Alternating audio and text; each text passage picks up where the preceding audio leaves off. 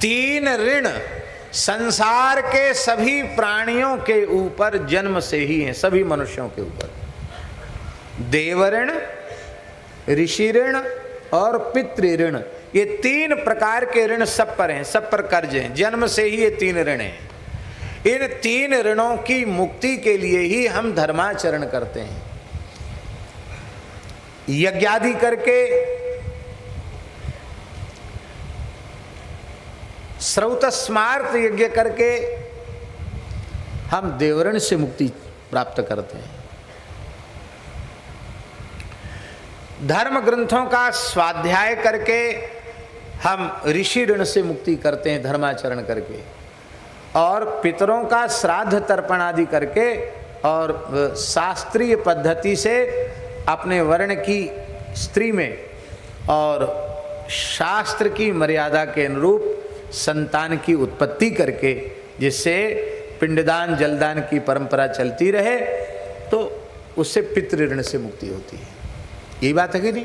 देवऋण, ऋषि ऋण और पितृ ऋण। अब देखिए, बहुत ध्यान से सुने। जीवन भर यज्ञ करने वाले, देवताओं का यजन करने वाले, श्राद्धादि के द्वारा पितरों का यजन करने वाले और धर्माचरण करने वाले यदि भगवत शरणागत भक्त नहीं है तो इस अपने धर्माचरण के प्रभाव से देवान यान्ति देवेज्या, देवलोक तक जाएंगे। अब पितरों के विशेष भक्त हैं तो पितरों को प्राप्त होंगे, और यान्ति मद याजनोपि माम, और यदि अनन्य भाव से भगवान का यजन कर रहे हैं तो भगवान को प्राप्त होंगे। तो उनको ज्यादा से ज्यादा देवलोक तक जाना पड़ेगा। अब देखिए, 100 अश्वमेध यज्ञ करने वाला नहुस अजगर बन गया, असंख्यों गायों का दान करने वाला नृग गिरगिट बन गया, कहां ऋण मुक्त हुआ? तो इसका उत्तर 11वें स्कंध में भगवान ने दिया है। इसका उत्तर, हाँ हाँ, क्या बढ़िया श्लोक है, लिखने लायक श्लोक है, नवयुग ईश्वर संवाद का श्लोक है। देवर्षि भूता तृणाम पितॄणाम न किंकरो नायमणि चराजन सर्वात्मना यः शरणं शरण्यं गतो मुकुंदम परिहृत्य कर्त्रम।